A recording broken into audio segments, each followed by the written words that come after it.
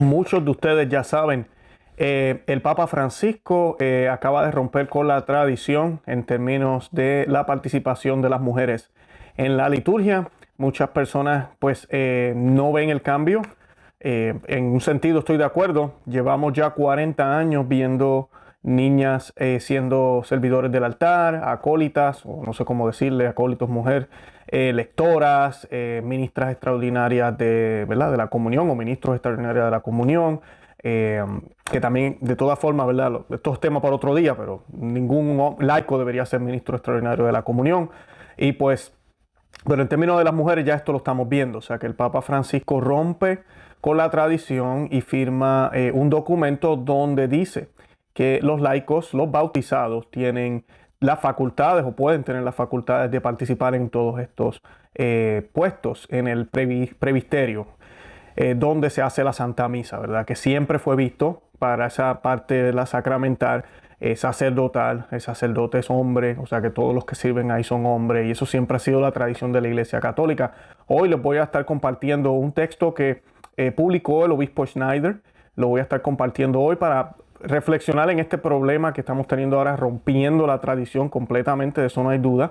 Lo otro que vamos a estar hablando hoy es que les voy a estar mencionando tres papas, y podemos decir cuatro, que hablaron muy claramente en contra de la mujer sirviendo en la Santa Misa. Y de eso vamos a hablar hoy claramente desde los primeros siglos, o sea que esto es muy cercano a los apóstoles, como siempre fue el catolicismo. Y vamos a estar hablando de si el Espíritu Santo puede cambiar de opinión. Si el Espíritu Santo dice ayer una cosa y hoy dice otra. O si los signos de los tiempos son los que dictan qué es lo que debemos creer. De eso es lo que vamos a estar hablando en el día de hoy.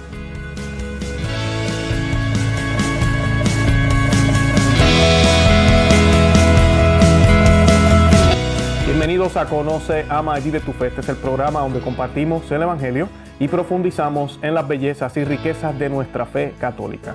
Les habla su amigo y hermano Luis Román, y quisiera recordarles que no podemos amar lo que no conocemos y que solo vivimos lo que amamos. Hoy les voy a estar hablando de esta noticia que es lamentable, no es una buena noticia, pero a la misma vez ha pasado como desapercibido porque pues realmente no hace un cambio en términos de lo práctico, en términos de lo que se está haciendo. Ahora abre unas puertas que para muchos es alarmante, y es el diaconado de mujeres. Abre esa puerta muy claramente, y luego en el futuro podrá abrir la puerta para el sacerdocio. Muchos nos han dicho: Luis, tranquilo, no te preocupes, el Papa Juan Pablo II dijo muy claramente que la orden sacerdotal es para hombres y que la iglesia no puede estar por encima de Cristo. Cristo lo instituyó en hombres y se acabó el tema. Y es muy cierto, él hizo esa declaración y se lo agradecemos. Y pues qué bueno que lo hizo. Pero yo les voy a mostrar otras declaraciones de papas, declaraciones muy contundentes que hoy están siendo desobedecidas. O sea que eso no quiere decir que porque el Papa Juan Pablo II dijo eso, no vendrá algún otro papa en el futuro o el papa actual y cambiará la regla. Así que tenemos que orar mucho porque ya se está viendo desde hace un tiempo, pero esto que acaba de suceder ahora es una ruptura clara, contundente, inclusive con las iglesias de Oriente, con todo. Es una ruptura completa. Y se está hablando supuestamente de tratar de reconciliar las dos iglesias.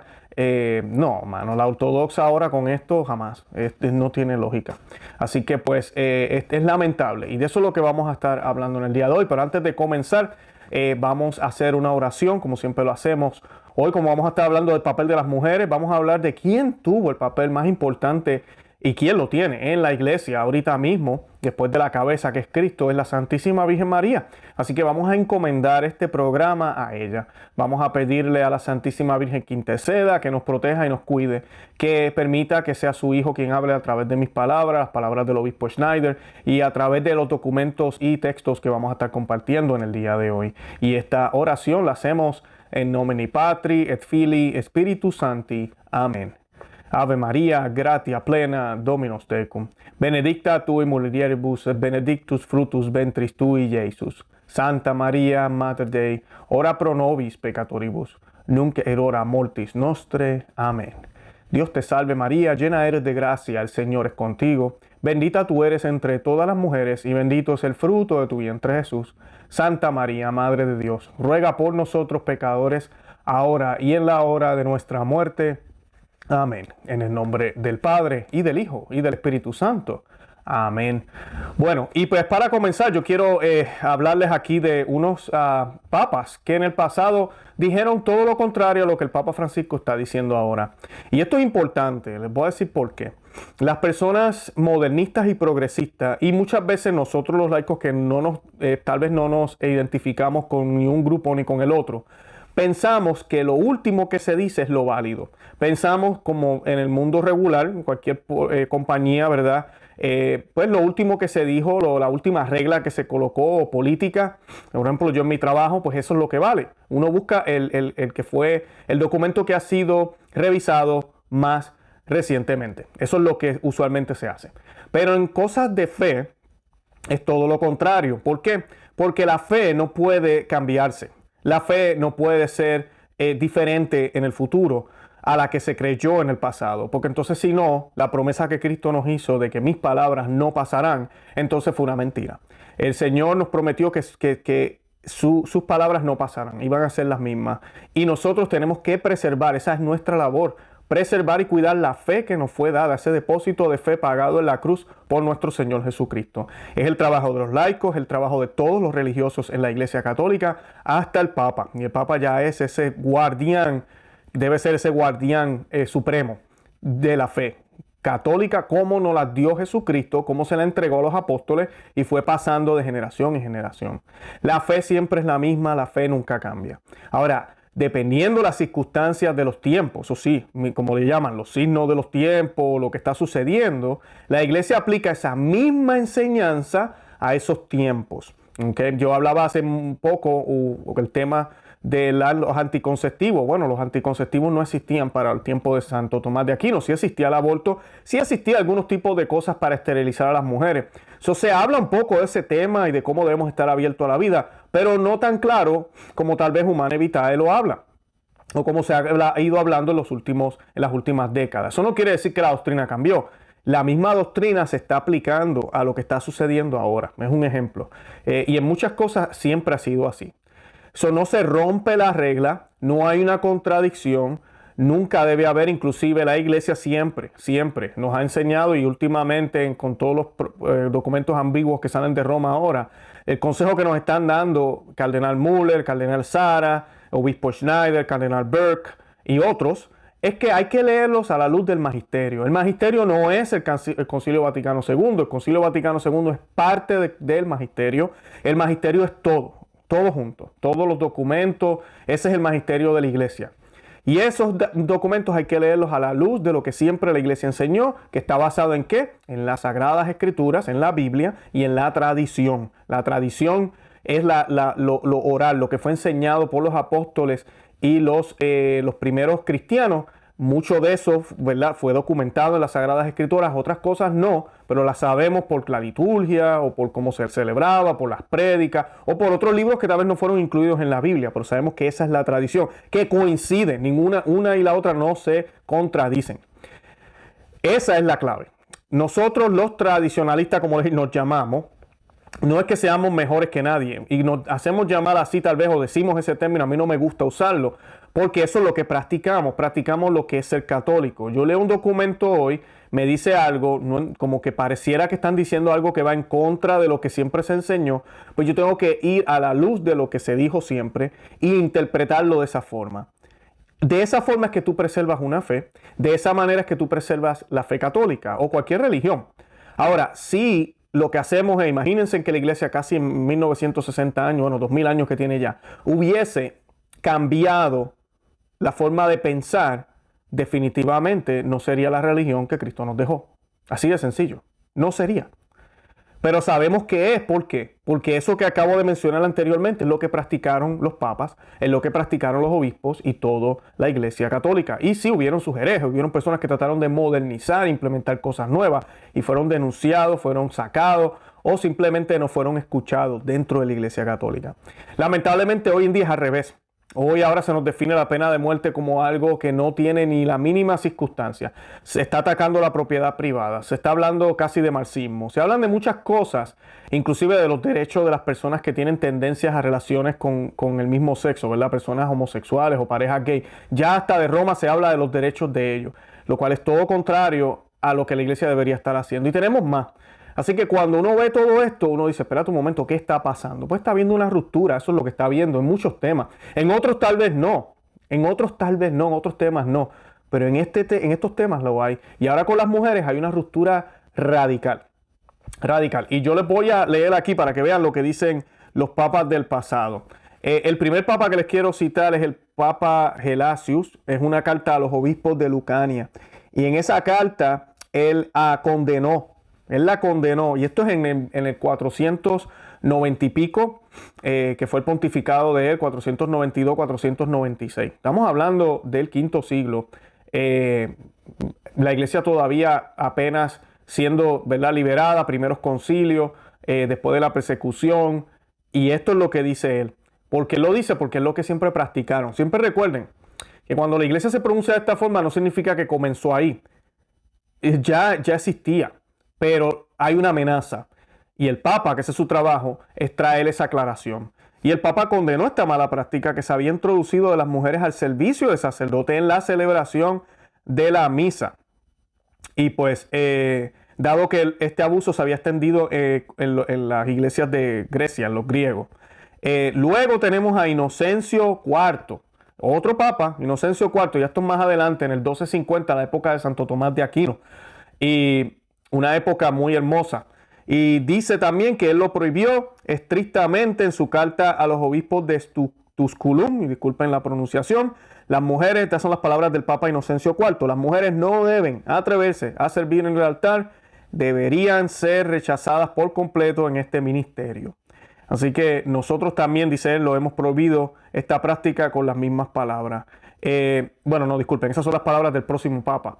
El próximo Papa que voy a citar, o sea que ya tenemos dos Papas, uno en el 400, uno en el 1200, y ahora tenemos otro Papa más adelante, después de la herejía de los protestantes, de la reforma, como lo llaman ahora, protestante. El Papa Benedicto XIV, 1755, en Alatae Sunt, dijo lo siguiente, él citó a los papas que acabo de citar ahora, o sea que, como dicen en inglés, double down, certificó de nuevo, todavía nosotros pensamos como piensan ellos. ¿Por qué pasaba esto? Porque ahora los protestantes van a empezar a tener pastoras y mujeres y ministerios de mujeres, porque así eso fue lo que comenzó a suceder. Y pues dijo, nosotros también hemos prohibido esta práctica con las mismas palabras en nuestra constitución frecuentemente repetida. Ese es el Papa Benedicto XIV, o sea que se hace eco de todo esto. Así que ahí tienen la tradición de la Iglesia Católica, tradición muy fuerte, arraigada. Después de la decisión de 1963 del Concilio Vaticano II de reformar la liturgia católica, se llevaron a cabo unas decisiones, incluido el de permitir que las mujeres sirvieran en misas en las escuelas y conventos de niñas. Sin embargo, la instrucción Liturgicae Instaurationes de 1970, al poner en vigor el decreto del concilio, retiró los permisos otorgados para experimentar con la misa mientras la reforma era un trabajo en progreso y reafirmó las reglas tradicionales que reservaban el servicio de celebrante en el altar a los varones solamente. ¿Ven eso? 1970, o sea que hasta los otros días, la Iglesia Católica que tú y yo asistimos siempre dijo que este trabajo tenía que ser hecho por hombres. Acuérdense que el hombre haga este trabajo no es porque sean más dignos, es porque así Dios lo quiso. Nosotros tenemos que entender que aunque somos iguales en términos de dignidad y somos hijos de Dios todos, somos distintos en términos del papel que nos toca jugar en la iglesia o hacer en la iglesia. Nadie puede ser como la Santísima Virgen. La Santísima Virgen, como San Pío X la llama, es el cuello de la iglesia. Jesús es la cabeza, ella es el cuello que conecta el resto del cuerpo con él. Ella tiene un puesto privilegiado. Nadie podrá tener ese puesto. Usted no puede venir a decir, pero es que yo quiero tener ese puesto también. No que tú no los amas a todos por igual, Dios. Dame el puesto de María por 2 o 3 días. No, es que así no funciona. Él nos ama, siempre y cuando estemos en la gracia. Él nos ama muy bien y quiere que nos salvemos, claro. Pero escucha bien, todos tenemos un rol distinto. Todos tenemos una cosa distinta que hacer. Y una de las cosas que Dios hizo también en la naturaleza, y lo hace a través de la iglesia, es también mirar esas diferencias marcadas como las son el sexo. Por ejemplo, la edad, donde hay cosas que un niño no puede hacer y hay cosas que un adulto puede hacer. Hay cosas que una mujer puede hacer y hay cosas que un hombre puede hacer y viceversa. Hay cosas que un hombre no puede hacer que solo la mujer puede hacer y lo contrario. Así que funciona, y la naturaleza misma nos dice: yo soy papá, yo puedo ser el mejor papá del mundo, pero yo no puedo ser mamá. Por más que nos dicen por ahí, no, ese padre hizo de mamá también. No, él crió a sus hijas solas, punto. Igual la mamá no puede hacer de padre. La mamá es mamá. A esos hijos les faltó un papá, así de sencillo. Ahora ella hizo todo lo posible y eso tiene un valor grandísimo si es una madre que vive sola. Pero fue madre nada más, no puede ser las dos. Ese lenguaje que a veces nos mezclan es parte de toda esta trampa lingüística que Satanás está jugando para confundirnos y destruir la iglesia y destruir lo que nosotros creemos. Y aquí en la liturgia es lo mismo. La liturgia es solo los hombres, porque Jesús fue hombre. A él se le antojó encarnarse en un hombre, no en una mujer, en un hombre, sexo masculino, un hombre. Y él instituye ese ministerio en hombres también. Y así sí ha seguido por milenias. Y eso no se puede cambiar. Y es lo que estamos viendo que está comenzando a cambiar. Pero en 1970 todavía se defendía. Eso los otros días todavía se defendía. ¿Será que se equivocaron? ¿Será que ahora la Iglesia Católica la tiene correcta y se equivocó en esa época? No sé, ¿verdad? Esas son las preguntas que nos tenemos que hacer. ¿Será que el Espíritu Santo cambió de opinión? Eso debe ser. Entonces, desde los 70 para acá, mira cómo la iglesia ha aumentado. Mira, todo el mundo es católico ahora. Ahora es que el Espíritu Santo está actuando. ¿O será lo contrario? Mira a tu alrededor. Yo no te voy a dar la respuesta. Mira a tu alrededor y dime que somos más católicos ahora en el mundo. Dime que las personas siguen a Cristo. Dime que no hay aborto. Dime que hay unidad. Dime que hay unidad en Cristo. Que realmente hay paz. No. Al contrario, es peor. No hay casi ni sacerdotes ni vocaciones. Así que esto no es obra del Espíritu Santo, estos cambios. Esto es obra del demonio. Así de sencillo. Del demonio a través de hombres con sotana. Pero es obra del demonio. Y hay que orar por todos ellos. Comenzando por el Papa. Hay que orar por él. Se trata de estar en contra de él. Pero sí tenemos que resistir este tipo de acción. Tenemos que denunciar este tipo de acción que lo que hace es que le hacen daño a nuestra madre, la Santa Iglesia Católica. Y no podemos estar de acuerdo con esto. Y yo sé que a mucha gente le molesta que uno trate estos temas, pero son importantes. Porque ¿qué religión van a tener nuestros hijos y nuestros nietos? Mire la religión que nos dejaron a nosotros. Que cuando uno mira para atrás definitivamente es completamente distinta. Yo no quiero ver cómo va a ser en el futuro. Gracias a Dios que la iglesia se ha dedicado a escribir. Gracias a Dios que todavía el rito tradicional existe. Y ahí vemos hombres en el presbiterio, en el presbítero.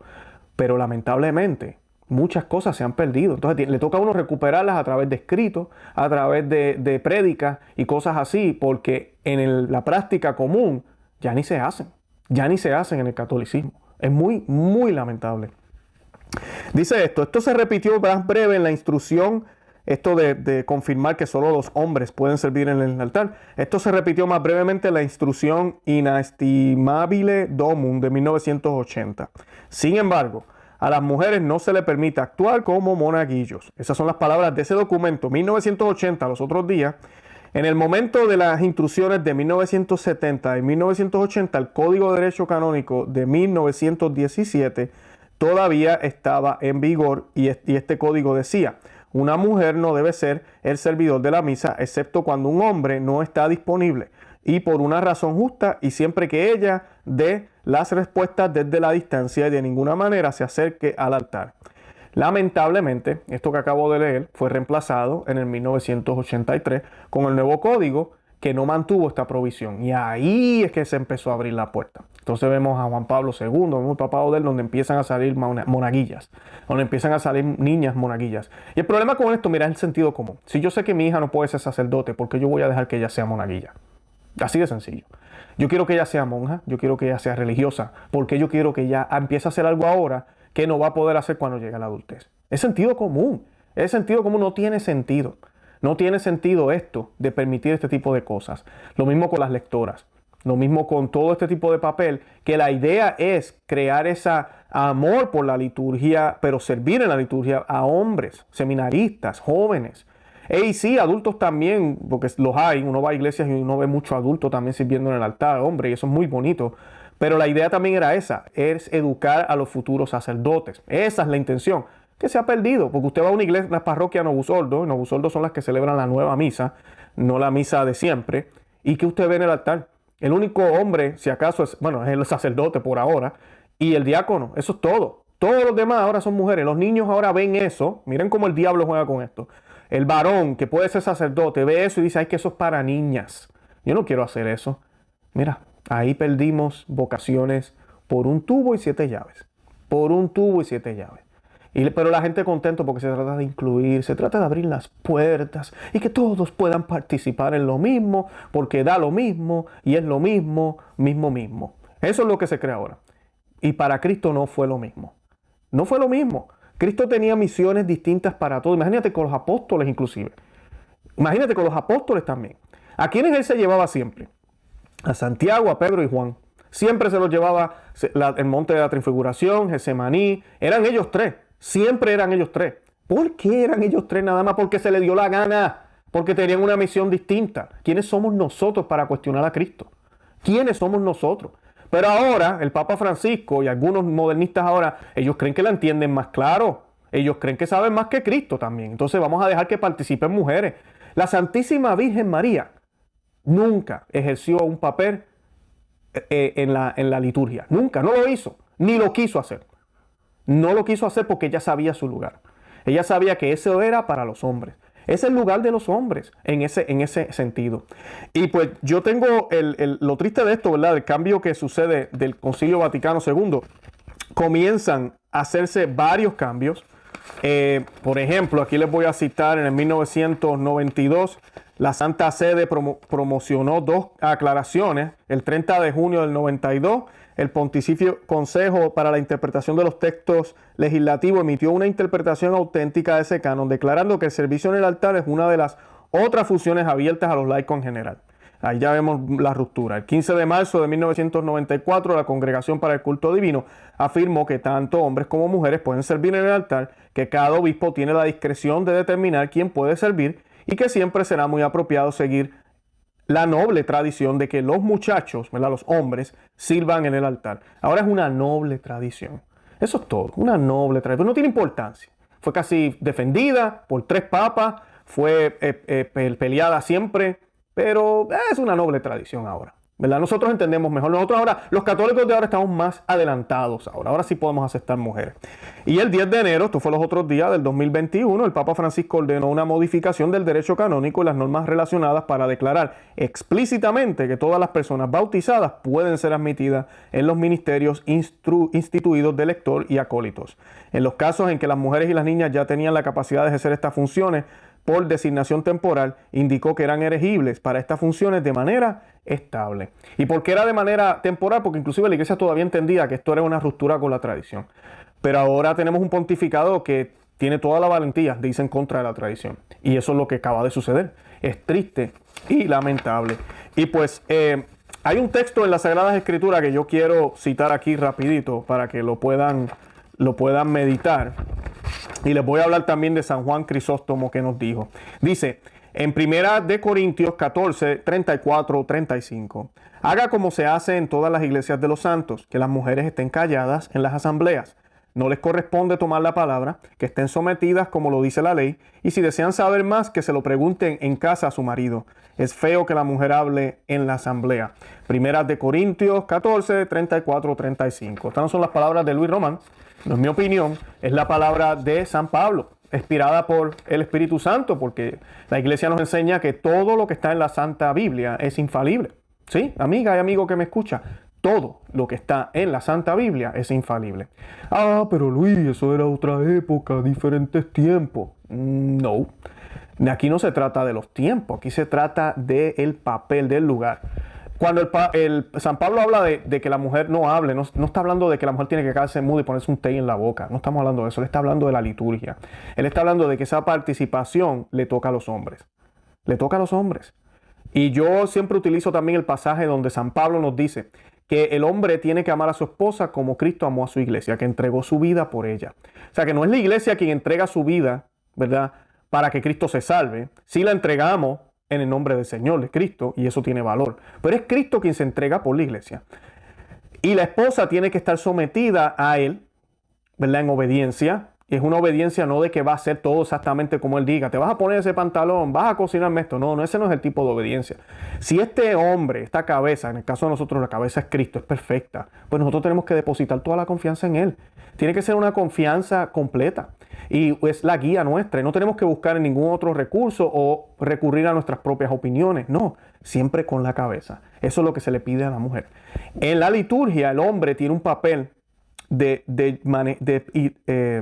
actuar en persona de Cristo y manifestar esa figura sacerdotal del Señor. Acuérdense que el único sacerdocio es el de Cristo, es el sacerdote eterno.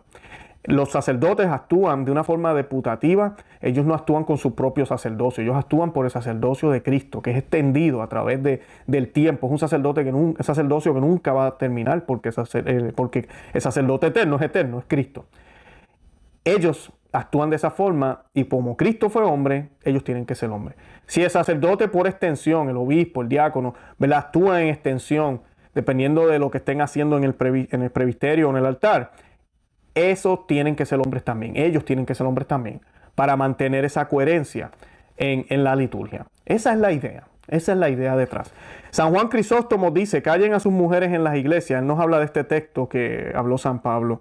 Y no les está permitido hablar, sino que estén en sujeción, añadió. Él está hablando de San Pablo. Dice, como también dice la ley. ¿Y dónde dice esto la ley? Dice, tu deseo para tu marido y él te enseñará a ti. Génesis 3:16. San Juan Crisóstomo se va para Génesis 3:16 y habla de cómo el deseo de la esposa será por su marido. Y él se enseñará en ti. Es una forma de unirlos.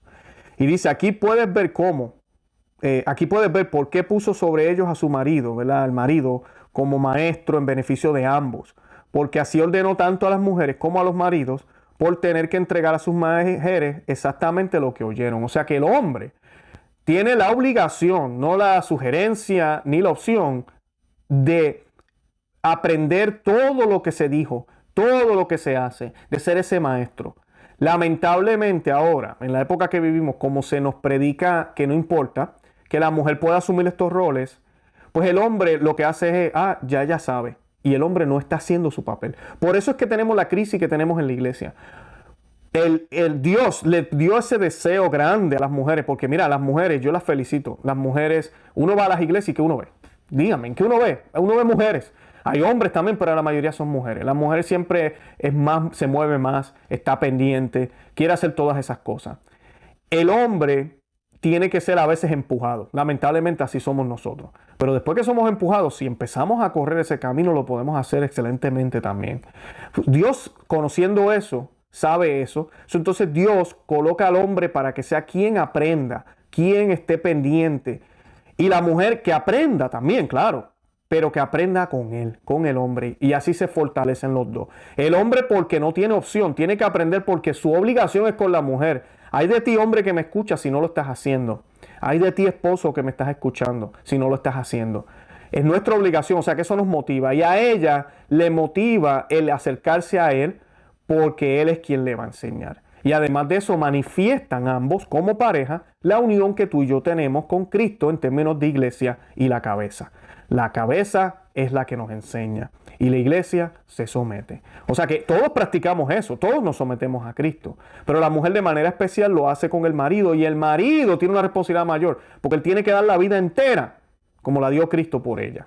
Y así manifiestan, son un testimonio del amor filial perfecto y esa unión que tienen la iglesia y Cristo. Qué bonito, ¿no? Por eso el demonio quiere destruir este tipo de entendimiento, este tipo de manera de verlo. Así que tenemos que orar por el Papa Francisco. Esto es lamentable. Ojalá en un futuro pasen los años y venga otro Papa y cambie esto. Es muy triste que regresemos a la tradición porque esto abre la puerta, como dije al principio del programa, para que vengan diaconisas y para que en un futuro inclusive no se tome en consideración las palabras del Papa Juan Pablo II. Aquí hay tres papas que acabo de mencionar. Tres papas que acabo de mencionar, disculpen. Tres papas. Todos hablaron enérgicamente en contra de mujeres en el altar. Y ahora tenemos uno diciendo que no hay problema, que deben ser permitidas. Entonces, ¿a quién le creemos? ¿A quién le creemos? Esos son los tiempos que estamos viviendo, papas contra papas. Yo les he explicado aquí que la oficina de San Pedro es una. No son múltiples, es una. La silla que está sentado el Papa Francisco es la misma silla que estuvo sentado los otros papas. no se pueden contradecir. Cuando la doctrina se desarrolla, no puede contradecirse. Es un desarrollo orgánico, es una manera de verla basado en lo que está sucediendo, pero no puede cambiar. Tiene que ser la misma doctrina. Si no, entonces la religión cambia y entonces no es la misma fe, no es la misma iglesia. Que lamentablemente ahorita mismo, si los que han ido a comunidades tradicionales saben, es como si hubieran dos iglesias. Son dos iglesias completamente distintas dentro de la misma iglesia. Porque la iglesia es una, siempre lo va a ser y nunca va a ser derrotada. Las puertas del infierno no podrán contra ella. Pero eso es lo que estamos viviendo. Y hay que estar ciego o quererse hacer ciego para no darse cuenta que eso es lo que estamos viviendo. Y la apostasía se está viviendo ya. Así que pidámosle al Señor que ojalá estemos en el lugar correcto y que el Señor nos dé la iluminación de darnos cuenta en qué estamos mal para poder enderezar nuestros caminos. Yo los voy a dejar ahora con el documento del obispo Schneider y pues nos despedimos. Les pido que se suscriban al canal, que se suscriban también a las páginas de Facebook, Instagram y Twitter por Conoce, Ama y Vive tu Fe. Estamos también en Rumble. Les pido que le den me gusta al video para que más personas lo vean y que lo compartan. Y nada, los amo en el amor de Cristo. El pedazo que les voy a dejar ahora es solo 10, 12 minutos, pero tiene muy buena información. El obispo Schneider es historiador casi, así que van a escuchar muy buena información. Y nada, en verdad que los amo en el amor de Cristo y Santa María, ora pro nobis.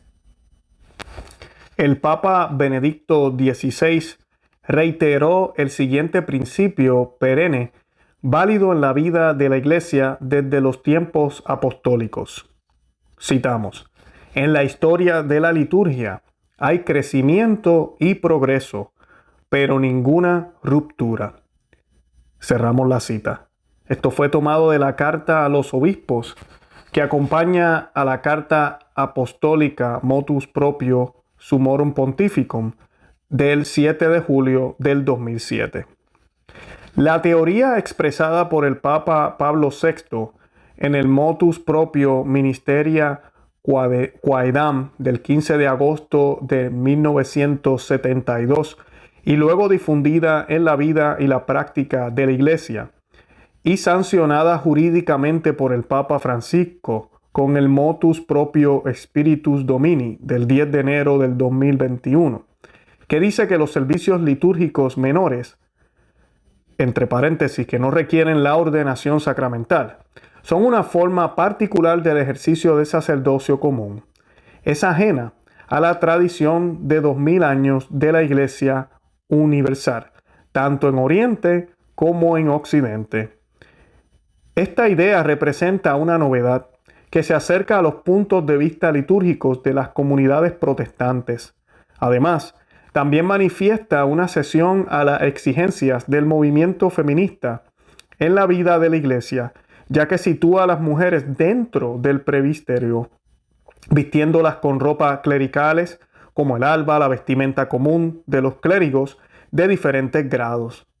Si los servicios litúrgicos menores fueran una forma peculiar de ejercer el sacerdocio bautismal, los apóstoles y la posterior tradición constante y universal de la Iglesia habrían admitido también a las mujeres en los servicios litúrgicos, en el presbiterio o en el altar. Sin embargo, la tradición de no admitir a las mujeres en el altar se remonta a los tiempos apostólicos. Primera de Corintios 14:34. Y se ha mantenido siempre en la tradición de la Iglesia, tanto en Oriente como en Occidente. Sínodo de la Odisea. Canon 44. A finales del siglo V, el Papa Gelasio I reiteró la tradición apostólica de no admitir a las mujeres en el servicio litúrgico del altar. Y citamos: con impaciencia hemos oído que las cosas divinas han sufrido tal desprecio que las mujeres se animan a servir en los altares sagrados y que todas las tareas encomendadas al servicio de los hombres son realizadas por un sexo para el que estas tareas no son apropiadas. En la Capítula Martini, una colección de canones del siglo VI de origen griego y occidental, se recuerda de nuevo la misma tradición apostólica en estos términos. Y citamos: a las mujeres no se les permite entrar en el santuario. Canon 42. Y cerramos la cita. Las normas específicas del Corpus Juris Canonici y las del Código de Derecho Canónico del 1917, Canon 813, son un testimonio más de la tradición constante y universal de la Iglesia, recibida desde los tiempos apostólicos, de no admitir a las mujeres en los servicios litúrgicos del altar. El decreto del Papa Gregorio IX, en el Corpus Juris Canonici dice: debe tenerse cuidado de que ninguna mujer presuma de caminar hacia el altar o de servir al sacerdote o de estar de pie o sentada dentro del presbiterio.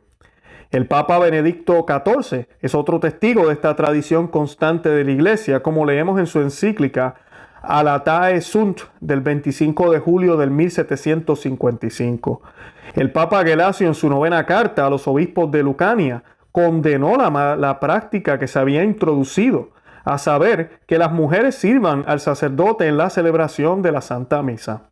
Como este abuso se había extendido a los griegos, Inocencio IV lo prohibió terminantemente en su carta al obispo de Tusculum. Las mujeres no deben atreverse a servir en el altar. Se les debe negar por completo este ministerio. Palabras del Papa. También nosotros hemos prohibido esta práctica con las mismas palabras en nuestras tantas veces repetidas. Esto está en la Constitución Ethics Pastoralis, sección 6, numeral 21. En un manifiesto reciente de un grupo de mujeres francesas en referencia al motus proprius Spiritus Domini, podemos leer las siguientes sabias palabras. Citamos: creemos que nuestra vocación específica no es un espejo de la del hombre y que no necesita ser ennoblecida por el servicio del altar. Cerramos la cita. La opinión que sostiene que hay que ennoblecer la dignidad de sacerdocio común, colocando a los laicos y a las mujeres en el presbiterio y en el altar, dándole la tarea de realizar servicios menores en la liturgia, significa una forma de clericalización de los laicos y sobre todo de las mujeres. Además, esto no indica una promoción de los laicos, sino, por el contrario, una sutil discriminación de los laicos y de las mujeres, reservándoles solo los servicios menores en el santuario y al clero, en cambio los servicios más importantes o mayores. Además, la aplicación de la palabra ministerio al sacerdocio común en la liturgia contiene el peligro protestantizante de una confusión entre el sacerdocio ministerial y el común. La Iglesia siempre ha entendido la expresión litúrgica del sacerdocio común como la participación de los laicos en la sagrada liturgia al estar reunidos en la nave de la Iglesia y no en el presbiterio. Los laicos participan así en la liturgia, estando en su lugar fuera del presbiterio, como ya indicaba el Papa Clemente I en el siglo I y más adelante los principales documentos litúrgicos de la tradición. En consecuencia, los fieles laicos expresan litúrgicamente su sacerdocio común con respuestas, cantos, gestos corporales, genuflexiones, reverencia, incluso con el silencio, según el Concilio Vaticano II, Sacrosanctum Concilium, numeral 30. La mayor y más digna realización litúrgica del sacerdocio común consiste en la digna y fecunda recepción sacramental de la Sagrada Comunión.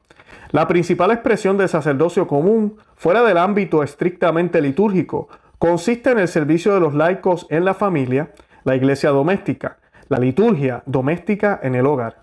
Sin embargo, la expresión principal del sacerdocio común consiste en la santificación del ámbito secular, como enseña, por ejemplo, el Papa Pablo VI en la exhortación apostólica Evangelii Nuntiandi.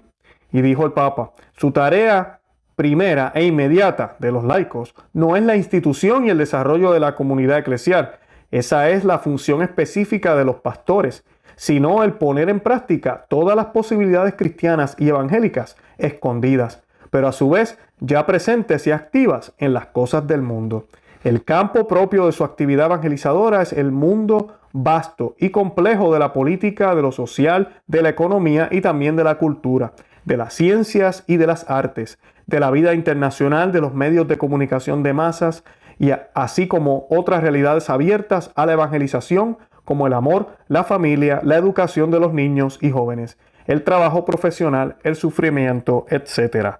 Cuanto más seglares hayan impregnados del Evangelio, responsables de estas realidades y claramente comprometidos en ellas, competentes para promoverlas y conscientes de que es necesario desplegar su plena capacidad cristiana, tantas veces oculta y asfixiada, tanto más estas realidades, sin perder o sacrificar nada de su coeficiente humano, al contrario, manifestando una dimensión trascendente, frecuentemente desconocida, estarán al servicio de la edificación del reino de Dios y por consiguiente de la salvación en Cristo Jesús. Cerramos la cita. Sin embargo, con el Papa Pablo VI, ahora con el Papa Francisco, se ha llevado a cabo una ruptura drástica con una tradición casi bimilenaria y relevante de la Iglesia Universal a través de la abolición de las órdenes menores instituidas por Pablo VI y el cambio del significado de los servicios litúrgicos menores, Papa Pablo VI y Papa Francisco. El significado propio de las órdenes menores y de los servicios menores en el altar deriva, según la lex orandi de la Iglesia, no del sacerdocio común, sino del diaconado. Las órdenes menores son, por tanto, una expresión a través de ordenación no sacramentales, del humilde servicio de sacerdocio ministerial y del diaconado sacramental. En un sentido más amplio, esto se aplica también a los monaguillos, que deben ser, por tanto, de sexo masculino, para mantener el vínculo con el sacerdocio ministerial y el diaconado sacramental a nivel simbólico. El Papa Esteban I reiteró a mediados del siglo III el principio según el cual en la Iglesia romana en nihil innovertu nisi quod tradition est. Esto significa que no debe haber ninguna innovación drástica. La práctica y la doctrina de la Iglesia de Roma debe corresponder a lo que ha sido enseñado y hecho por la tradición anterior que se remonta a los tiempos apostólicos. De hecho, a mediados del siglo III existían todas las órdenes menores y el subdiaconado.